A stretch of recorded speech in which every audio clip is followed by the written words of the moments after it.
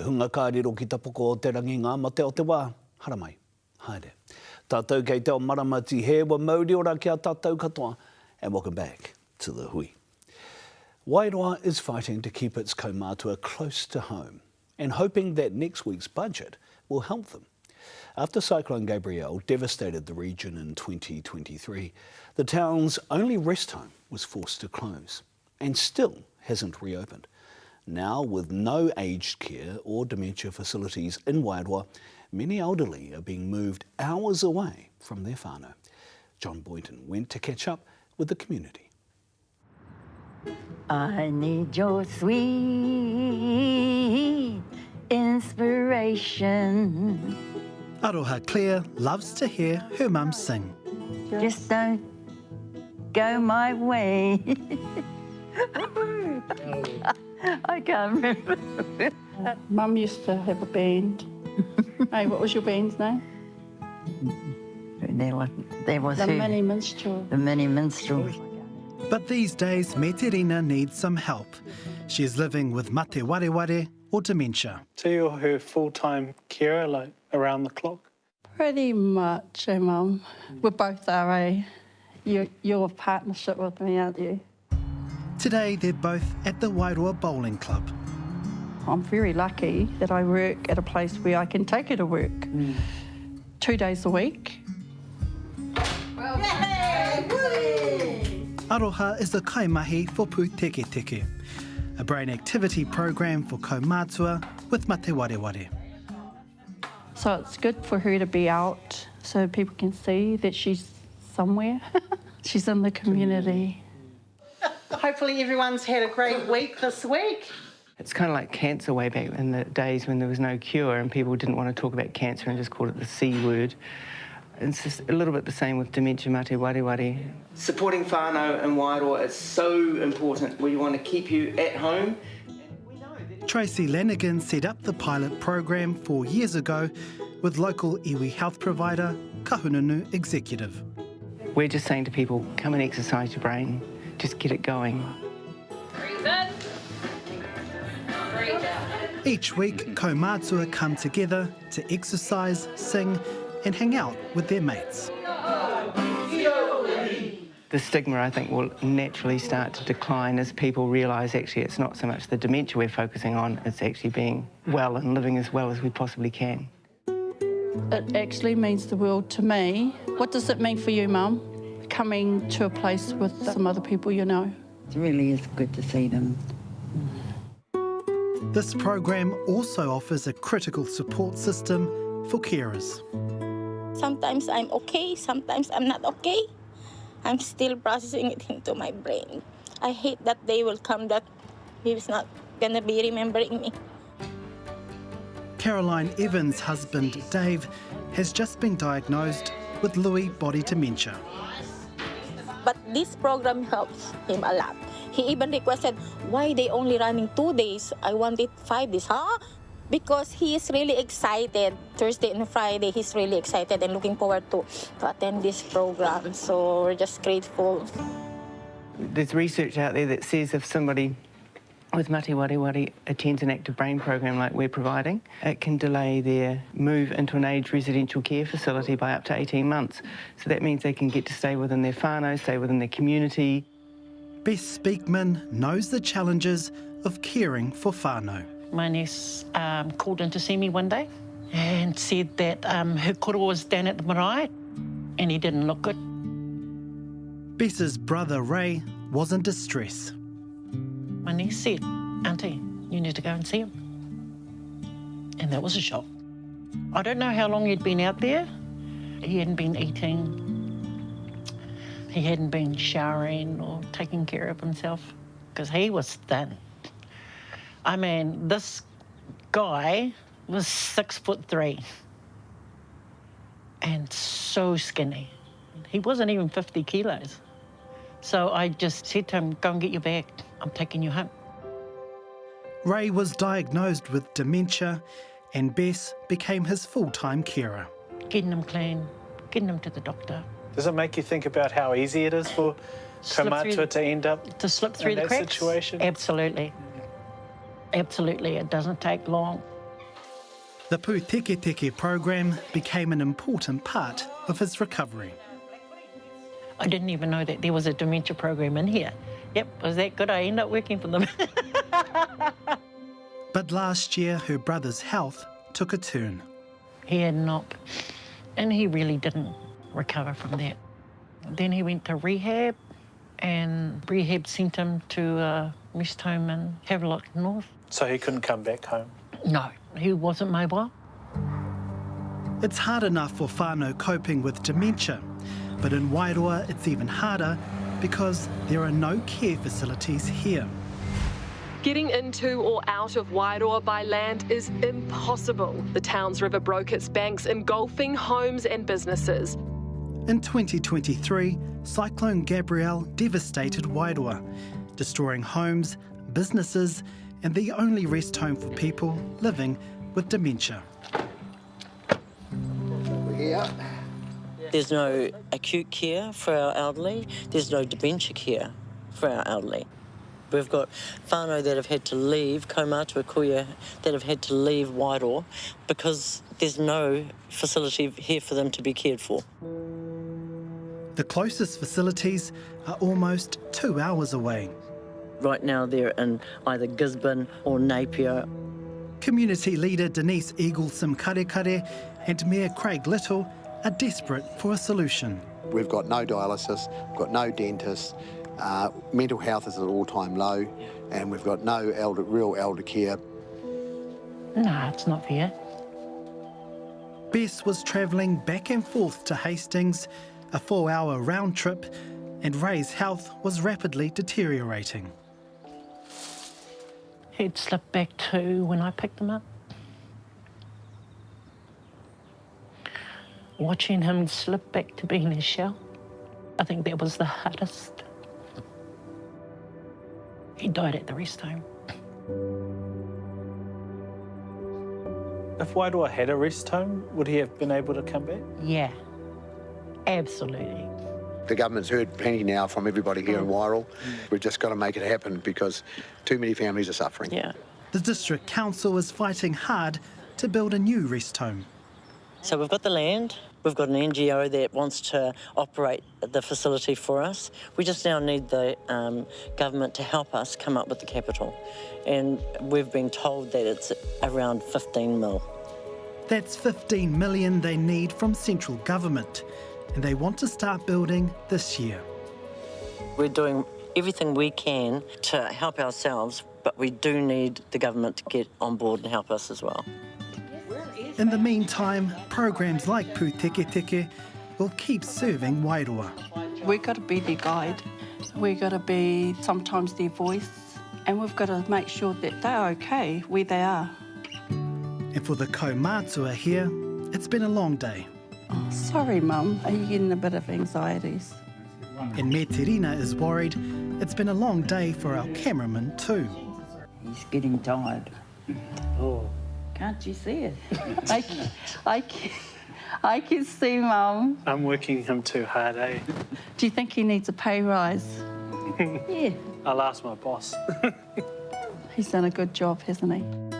To help him push through, she offers up a waiata. This song is for you.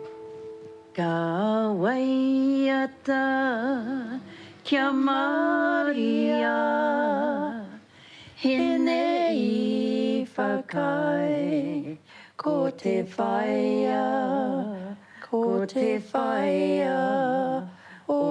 ao o te ao. Oh, rawe. E ao te waiata ne. Now, Seniors Minister Casey Costello told the Hui she had seen firsthand the work of the Wairoa community since Cyclone Gabrielle. However, ahead of the budget, she is unable to confirm funding for the Rest Home project. She added since Health New Zealand doesn't build or operate aged residential care, she would need to be assured a service in Wairoa was sustainable.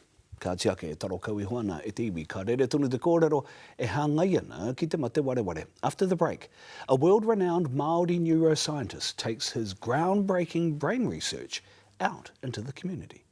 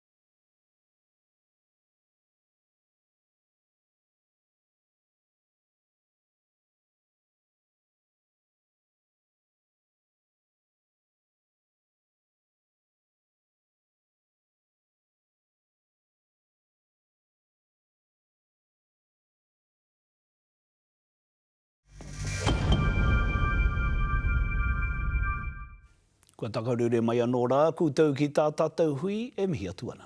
In the past few years, there's been a huge drive to find out how mate wareware, or dementia, affects Māori communities. And researchers are using a grassroots approach, taking their mahi onto the marae. They're sharing their mātauranga, but also learning how whānau Māori are coping with the disease. Mea nei te pūrongo a John Boynton. Life's about people. They come in all shapes and sizes, all colours. They all have the same brain. But as we age, some brains become vulnerable. A lot of people are frightened when they hear the word dementia. There are many Māori walking around with mate wareware but have not been diagnosed.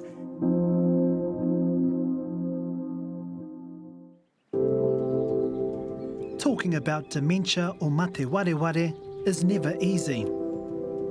The key to lessening fear around this condition, around this disease, is knowing about it and learning about it. And that's what we aim to do in terms of visiting marae. Dr Mākirina Dudley and Sir Richard Fall are at Te Ao Hau Marae in Whanganui. They know connecting to Te Ao Māori is key to revolutionising dementia care. From the far north down to Invercargill, we've covered lots of areas. One marae at a time. A lot of whānau didn't know anything at all about it. Sir Richard Fall, a world-renowned Māori neuroscientist and founder of the Centre for Brain Research at Auckland University.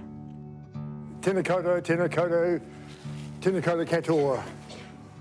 I don't speak te reo, but, you know, I feel it may look white on the outside, actually brown on the inside. Ko te āhiawa, te iwi. Ko ngāti wahiwi, te hapu. I feel more and more comfortable. I love it. I just love it. The brain's tapu. Tapu because it's who you are. Today, Sir Richard's here teaching whānau all about the brain. You know, when you fall in love with someone, you don't actually fall in love with their heart, you actually fall in love with their brain. One of the most important things is actually to keep your brain alive, keep it stimulated, good brain health. If you've got diabetes, high blood pressure, smoke or whatever, then we know that all those things are bad for you. Bad for your heart and bad for your brain. All the evidence shows us that mate wareware can be prevented up to 40%. A lot of the healthy behaviours we already have in our traditional Māori way of being. When you're interacting with people, you're stimulating your brain. Whether you're saying karakia, whether you're doing waiata, you are using the brain cells that you've got there, right? The Māori view a challenge to the conventional portrayal of mate wareware. We've spoken to a number of kaumata who see mate wareware as a taonga, that it's a place where our people are prior to crossing over to the next world. A lot of whānau who are living with mate wareware will not sort of look at it this way, because the realities of living with mate wareware, particularly in the moderate to later stages of the disease, can be pretty horrible.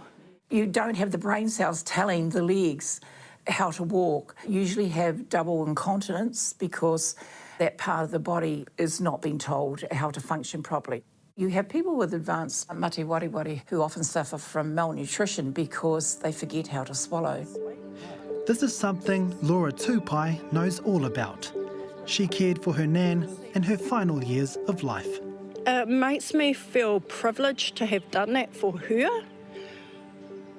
But the sadness about it is that I didn't know what I was doing. I didn't know how to cope with it.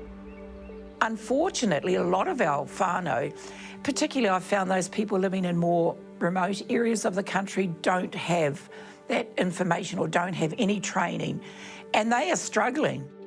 Inspired by her nan, Laura Tupai trained as a nurse, specialising in mate wareware in Whanganui.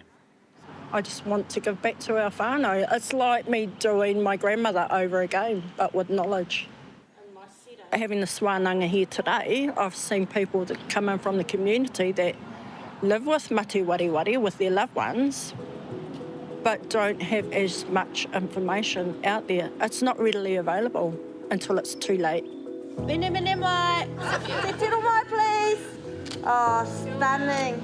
Hopefully the whānau here have learnt some of the knowledge that we've brought down with us, and we can move forward in terms of battling this disease or this condition that is facing our Māori whānau. I love coming on to Marae, going to the community throughout Aotearoa, because I learn more than I could learn any other way, you know? This is not science in a test tube, this is science talking to people. We he kōrero tōranga pū te iho. After the break, our political panel of experts, Professor Ella Henry and the Honourable Penny Henare, are next on the Hui.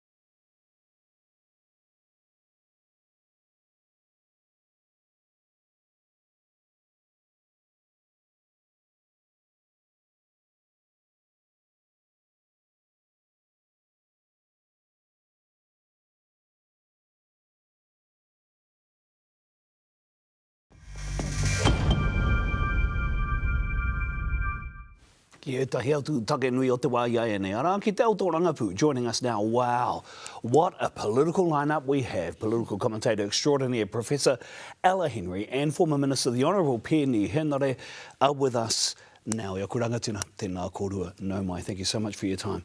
Okay. Māori politics, exciting. Let's start with, there's one word for it. Let's start with Te Tai Tokerau. Who is going to be the Pāti Māori candidate for Te Tai Tokerau? Oh, how long is a piece of string? Really? I mean, look, we know we've heard murmurs, but we're not sure. And the problem is whoever moves into that role is up against some very stiff competition and some very experienced politicians. So it's going to be, I think, one of the races to watch. Is it going to be Hone Harawira? I don't know. Is that honemana.com Harawira? Yes, the very same, as a matter of fact. I take it from the acerbic response that it could be, but you're not necessarily sure he's going to Well, I'm not planning on going home for a while, so I can say that safely. Okay. Penny, pē hova karo? Look, I hope my matua Hone reads the room.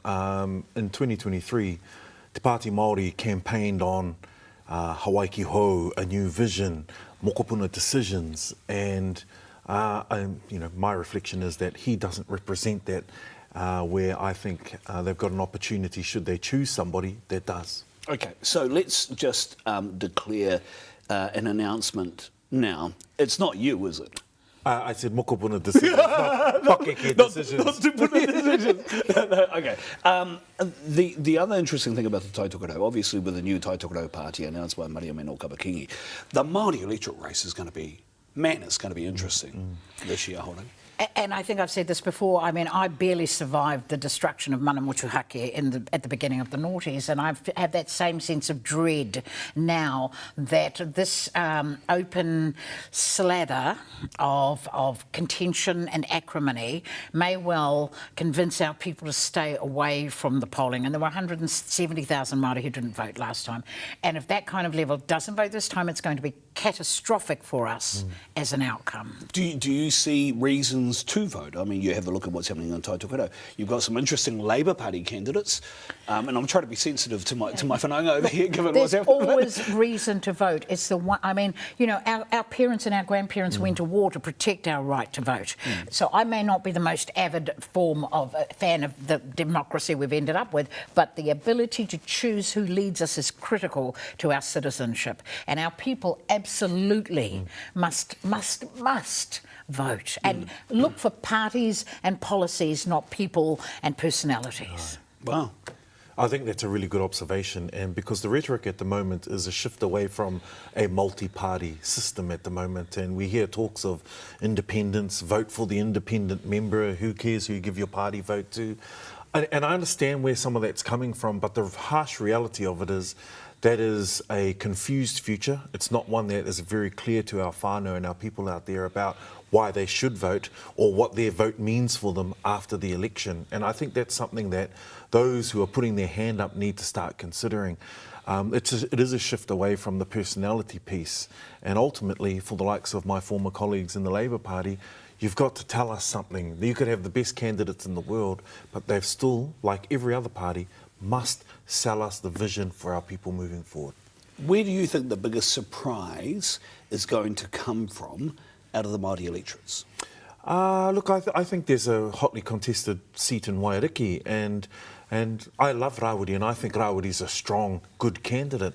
But we have an exceptional communicator in the likes of Tanya Waikato.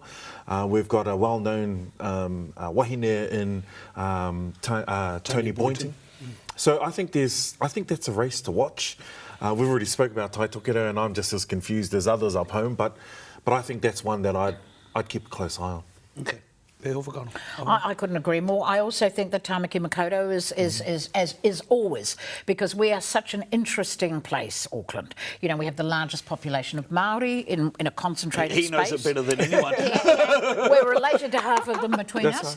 Right. But the reality is we're a really diverse bunch, from the you know, the well-heeled of the central city to those who of us out west and south side who have a completely different lived experience. So that to me suggests we're going to be looking much more at the calibre of not only the person but also the party. Okay.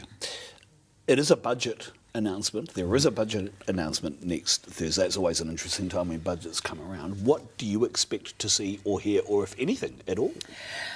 I'm unhappy to think that there may be more of the same, which is more of less for us. And we've seen that roll out over the last 3 years, and the catastrophic impacts that's been for our people, whether it's been around housing or development or storm and climate experiences, broadcasting. Every single area where we have made gains in the last 50 years has been systematically pulled back. And unless we change the direction of whichever government comes in, then things are going to get much, much worse for our people. Yeah, the Prime Minister, in fact, many of the national government MPs have already made it, ministers have already made it pretty clear, don't expect much. Is that the message, really? Out of this most definitely. It'll be a mainstream washing of much of the same with respect to the budget. I think my auntie here has articulated it well. But where do people get votes if you're a large party?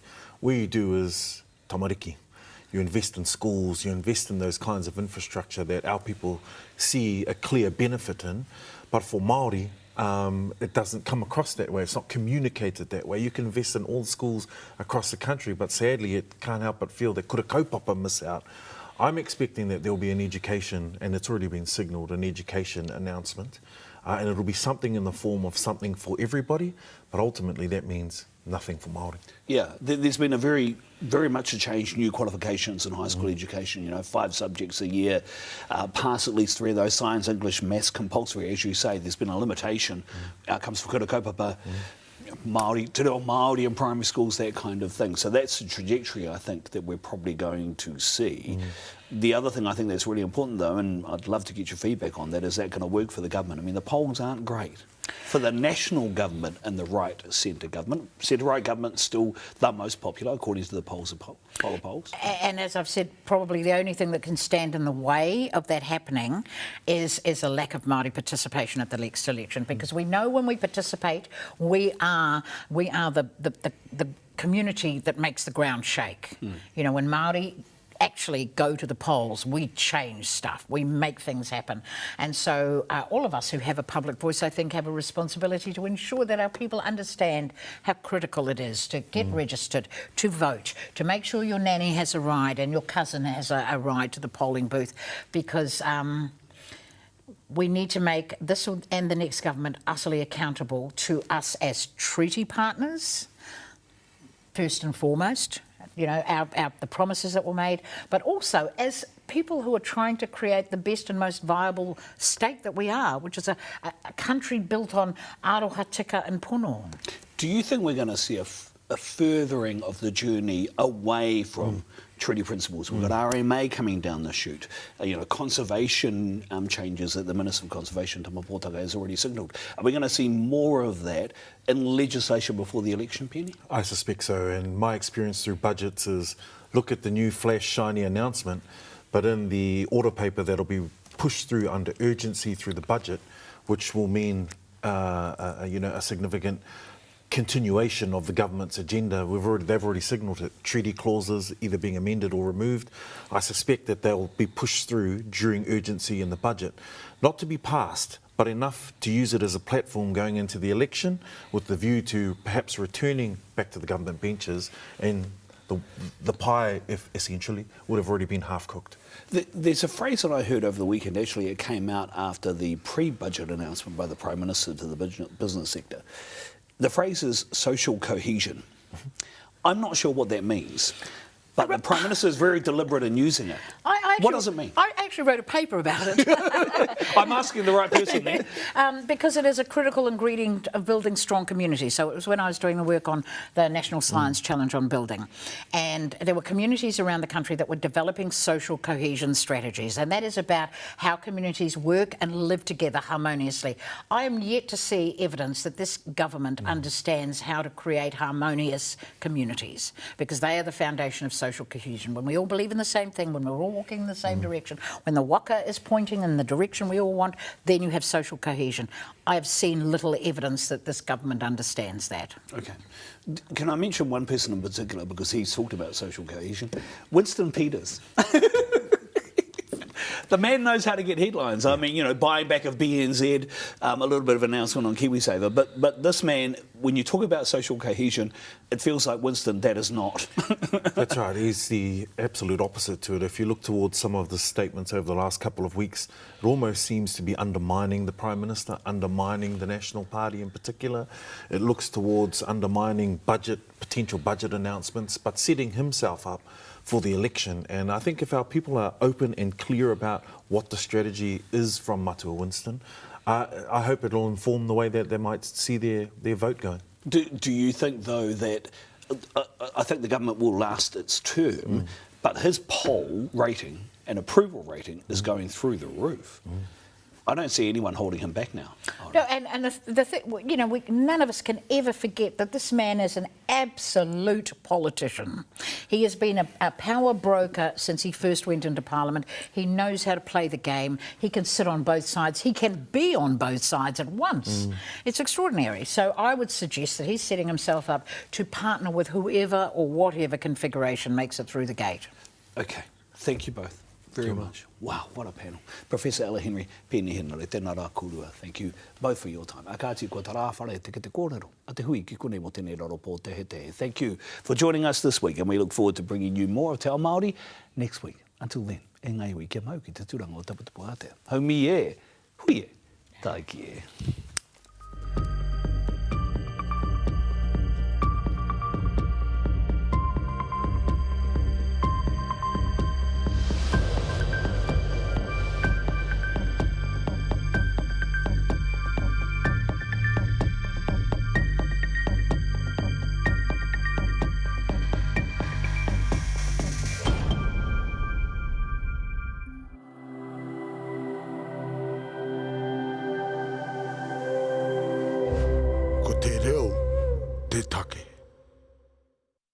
Nā te puna whakatongarewa, te hui I tautoko.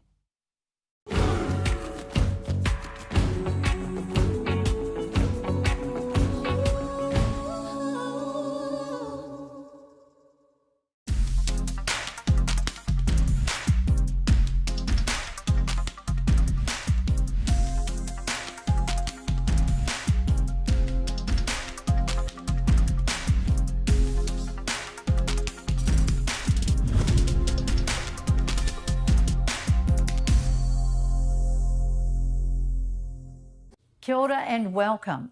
17 years ago, thousands of whānau from across Aotearoa put their hands up to join a pioneering study predicted to deliver hugely important information for generations to come. It's called Growing Up in New Zealand, and I had the chance to meet up with participants at a special gathering last month. Eden Park, Auckland, home of rugby. But today a very different cohort is invading the pitch.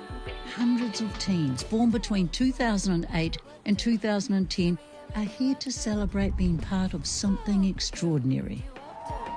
Ko rātou etahi o ngā tamariki e whetū mano puta no i Aotearoa I uru ki te rangahau whānui mō tō rātou hākoakoa, tō rātou hauora, me tō rātou whanaketanga. No tō rātou oro kohanga, tai atu ki te rua tekau mā tahi ngā tau te pakeke. We had to catch 2 buses and 2 trains to get here. We've come from Tokoroa. It's cool seeing everyone who's involved. Kua mōhi o tia, I grow up in New Zealand, hei rangahau Wairoa. Well, my parents kind of put me into it without me knowing. Because you're a baby. Yeah, exactly. But I feel it's good to have people know about my opinions and what I think, and to learn about what we do. Ko te māma o hana tāua, ko hana I waitohua ai mua I tāna whānautanga mai. I was hapu, and it was 17 years ago, and my midwife asked me to do it, and I just wanted to be a part of something that was helping someone somewhere. For almost 2 decades, whānau have opened their homes and lives to researchers. No small thing. Over the 21-year duration, they'll have devoted hundreds of hours to questionnaires and interviews. They make me and him feel like we're valuable, that our voices matter. Ka mahi ai e rātou, ā ka hui nei, e huraina nei, e nei whānau. Ngā mōhiohio whaihua ki e nei take e wero nei I ngā tai pakeke ki Aotearoa. Hauora mai, oranga mai, mātauranga, whānau, ahurea, tuakiri, me te maha no atu. I think it'll make a difference for the future generations coming, for our children's children. So that's probably one of the biggest things that we love to do is look for pathways for our children's to strive to do a lot better than where we've been. We're a part of something that is bigger than us. Longitudinal studies help policymakers understand who in the population needs support, when that support should be applied in order to maximise your sort of social but also economic benefits for Aotearoa.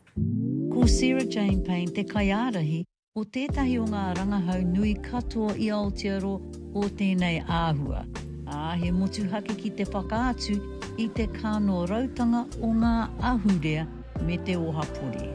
So one of the most important jobs we have to do as a Growing Up in New Zealand team is to establish, maintain and look after the relationship we have with our research participants. And so from a kaupapa Māori or a Te Ao Māori worldview, what does whanaungatanga look like in research and how do we enact that so the caregivers or the parents in the study feel supported and informed. But now that these babies that were born into our study are 16 and 17 years old, how do we practice whanaungatanga in person? For many Māori, there's a deep-seated suspicion of the system. Committing to share personal, sometimes sensitive information is a big deal and takes some managing. If you're going to do a study like this, relationships are key. So in between data collections, whānau are still contacted, they're kept in the loop, they're sent elements, there's a lot of face-to-face time, because we understand why people are concerned around how the data will be used. The mother's consented right at the beginning, and then there's this re-consenting element that happens every time. But the young people, of course, can now consent in their own right. So since before the children were born up into our last data collection wave in 2025 when they were 15, the whānau as a collective have spent about 150,000 hours doing interviews with members of our team. That might be in-person interviews, phone interviews, and now in the sort of latest few years doing online interviews. Does it feel weird to be studied? Do you feel like you're studied? I don't think so, because it's every couple of years we just have to answer a few questionnaires. But it just feels like something I just do. Yeah. But I don't really mind it at all. whenever it's online, they usually send like birthday cards. Yeah, okay. So that's, yeah, pretty cool. And gifts. There's a lot of gifts with like headphones and games. Oh my goodness. Have they done their study and figured out you'd like those? I guess so. Are some of the questions challenging? They can be. I think it all depends on how much you want to share with what's going on. So, yeah, it can be difficult depending on where you're at. He auaua I te mea, ko ngā kaupapa e kaha nei te korohia e ngā pakeke me ngā rangatahi, ko ngā mea pēnei I te hauora hinengaro. We asked young people about their whether or not they'd had serious thoughts of suicide, and also whether or not they had self-harmed in the previous 12 months. Questions around bullying, for example, and the different types of challenges that young people face, as I said, both within family and within schools, breakups of asking about breakup in family, disruption in family. There are questions around mental health. Do you think it's sort of one of those projects that's helpful for you and your son's relationship too, because it's something that you're doing? I do think that because as he's getting older, we don't have as much in common, and this is something he and I have in common, is that we belong to the study belongs to us, we're a part of something that is bigger than us, particularly as whānau Māori, our voices actually are having a direct impact on policy, on law, on the way we're perceived. So I think it strengthens us for sure, because otherwise, I can't talk to him about girls, rugby. I think what's been really important and a good learning for us in growing up is how we support whānau to continue a conversation. So making sure families know that there may be some tricky questions that your young people are going to be asked. And if you need to follow up with your young person, if you're interested in having a whānau discussion about these big, tricky topics, here is some information, here are some places you can go to support that. Kātahi ka ara ke te pātai mō te taihara. He pēhea he aha hoki ngā take, he te wā e mauai. For my work, I'm very interested from the child particularly when they're 8, when they're 10, when they're 12. And 14 is a really critical age. We know that the earliest your interaction with the criminal justice system is, the longer lifelong impact that it's likely to have.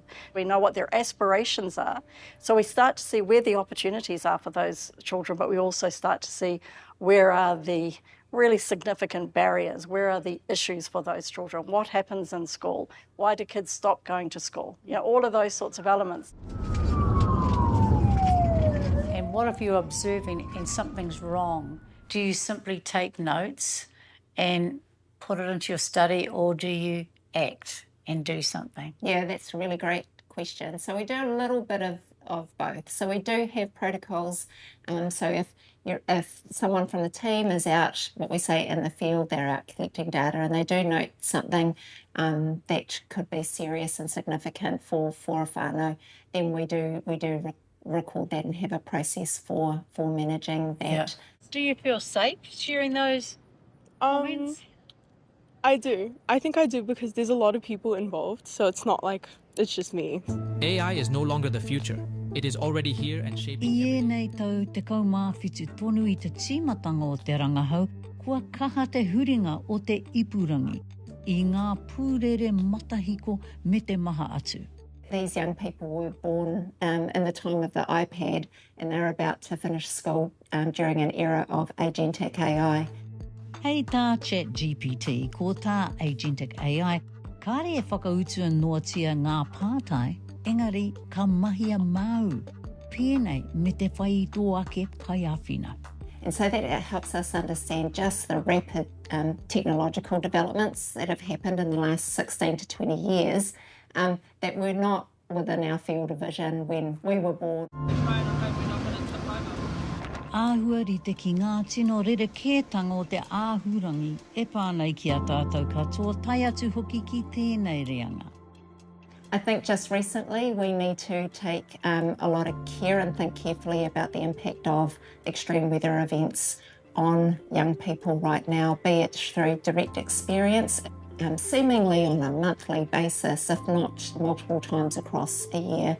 What does that do in terms of adding to the already stressful environment of living in a particular part of Aotearoa where the infrastructure and supports perhaps have not been as strong as they needed to?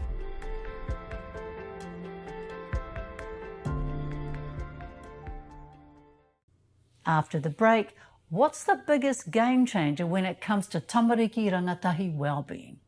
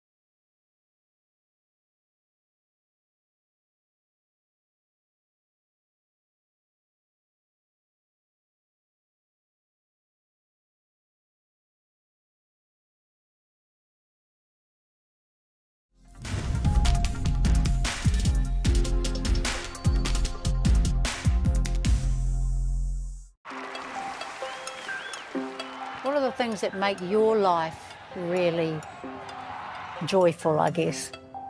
Well, the first would be sport. Just love playing rugby. Second would be just hanging out with mates. Just, yeah, every weekend I pretty much go see them, hang out with them. And in the boarding house, and family. And I asked him, oh, so have you thought about what you'd like to do? And he said neurologist. Neurologist. Well, all the best. What sort of issues do you think are confronting for teenagers nowadays? Probably the want to succeed or have everyone thinking that's what you have to do and to have to, or the peer pressure involved. Peer group pressure, what the future job market might look like, all of it impacts on tamariki wellbeing. But this study reveals that one factor stands out more than any other. Connection is probably the most important factor. So aunties and uncles, nannies and korals, neighbours, teachers, coaches, all of these people that surround them, and they consider to have a special role in their life. And so those connections matter for well-being, and they also matter for things like educational outcomes. So just recently at 15, we showed that young people who reported having strong and positive cultural connectedness, how they feel about their belonging to, say, the Māori cultural group or Pacific cultural group, that actually improve their educational outcomes. It helps them to do better at school. That's a potential intervention point. How does the education system support cultural connectedness as an area for intervention? When it comes to participants, the study has a 90% retention rate. Māori and Pacifica are more likely to move houses. Now that impacts on healthcare, schooling and those precious connections. Recent data that we saw is 1 in 4 children, tamariki Māori, experience food insecurity, child poverty. We know from this study, when you look at the qualitative data around that, the long-term impacts that has on that tamariki, that tamaiti's life, and they are huge and they are significant. Kua kite kētia te pānga whaihua a tēnei rangahau ki ngā kaupapa here me te oranga o te tangata. So our study had shown in the early years that about 1 in 4 families and homes did not have working smoke alarms. So that data led to a direct policy change, and now all rental homes have smoke alarms in them. We also contributed evidence that supported an extension to paid parental leave. He maha tonu ngā pānga. It's incumbent on government really to ensure that they engage with this work and listen to this koha, this gift that young people have given them. Ko tā te rangahau nei he tuku I ngā raraunga whaikiko ki te kaihanga kaupapa here. Kia whai taunaki ai ngā whakataunga kei riro mā te whakaaro.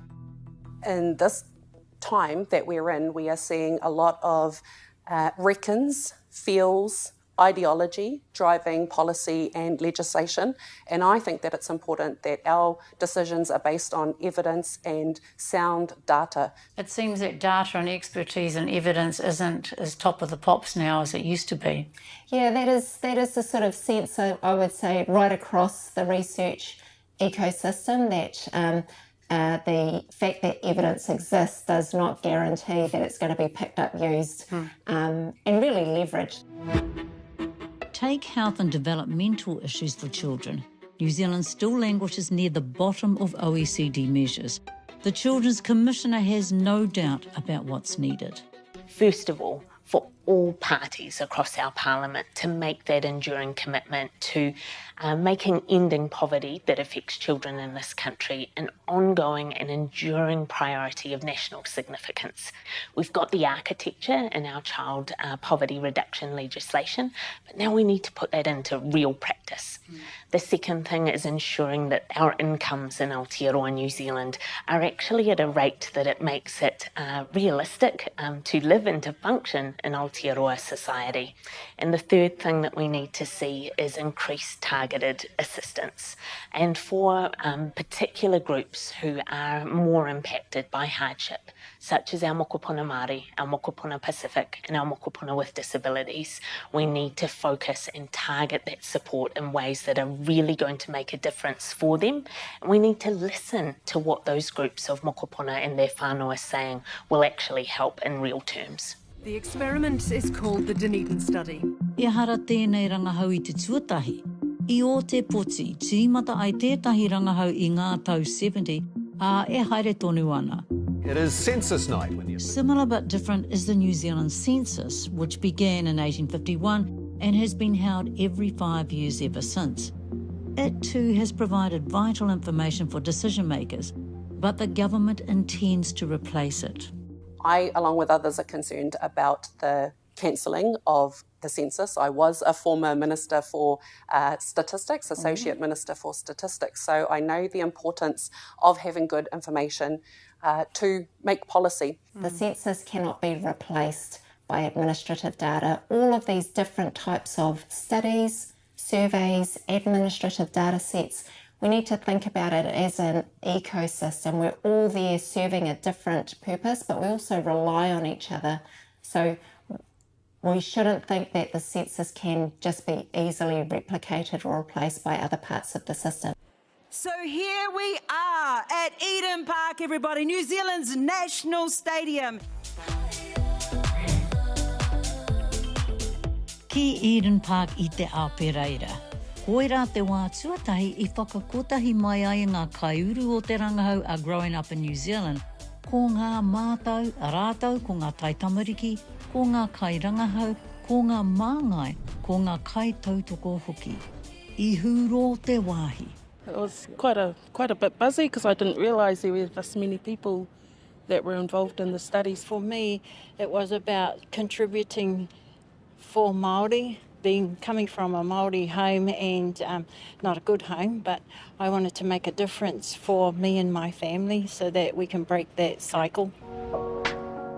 Ko te oranga, ko te kotahitanga, ko te aronga mokopuna, hei paenga mō te anamata. For years now, these whānau have shared with the rest of us what hurts, what helps, the kind of country they hope to grow. The big question now is whether the rest of us are listening.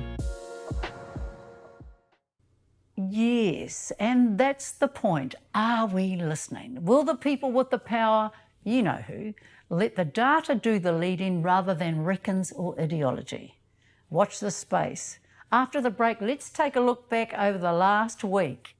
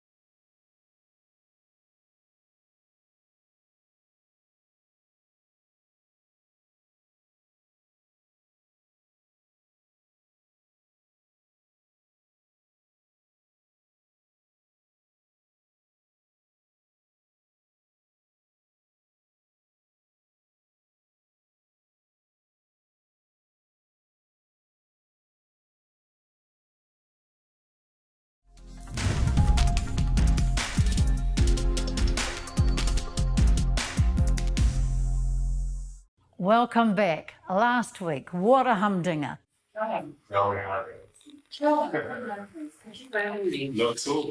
Te Araki Nui Kuini ngā Waihonui Te Pō met with monarchs in London and talk included aspirations around te tiriti.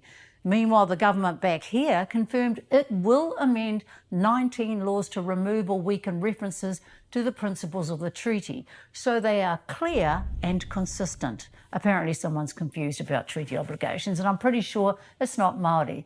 That announcement came just after Minister Goldsmith said the government would also change climate laws.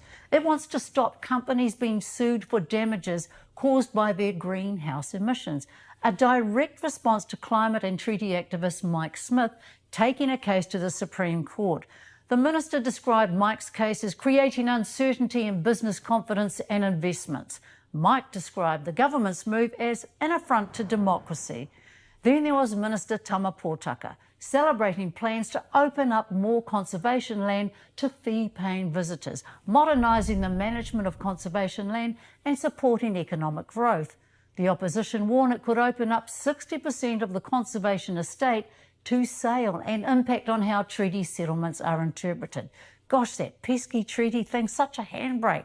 The Beehive was abuzz as Minister Shane Jones was promoting Aotearoa's critical minerals, hosting a pitching session between mining bosses and potential American investors. He also took time out to warn his cousin Hone Harawira not to return to Parliament via Te Pāti Māori after Maria Mino Kapakingi announced a new Te Tai Tokerau party will contest the Te Tai Tokerau seat. I would remind my relation that the flounder should never go back to the dust it stirred or the weka to the snare that it escaped from. At Flax Roots, nurses have settled but are telling us it's not because they've won. Fair pay and safe staffing are still big battles. Hey, a big shout out to the new cafe in Rotorua where real speakers get to up their game as they order their coffee. So awesome. This is a space that is primarily to support Te Reo Māori and secondarily a cafe. Come make my chains, come help me out. Living in the city ain't so bad. Come make my chains, come help me out. Living in the city ain't so bad. Some of the best news last week was that local hip-hop legend Shay Fu will be inducted into the New Zealand Music Hall of Fame next week. Shay's music was super groove and as a solo artist made him a household name. No doubt he will pay tribute to his parents, Tigilo and Miriama, both talented kaupapa-driven activists. How could Shay not channel politics into his lyrics and beats? That's us, signing off for tonight. Paul Muddy here. I'll say, no.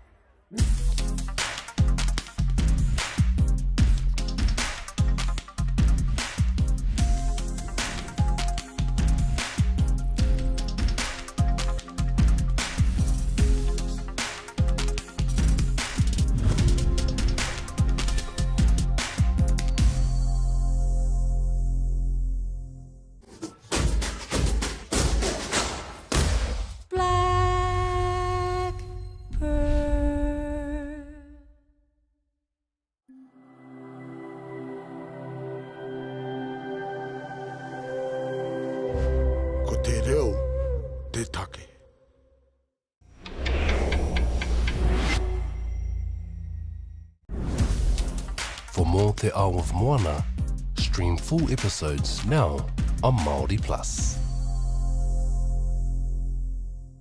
Tamariki like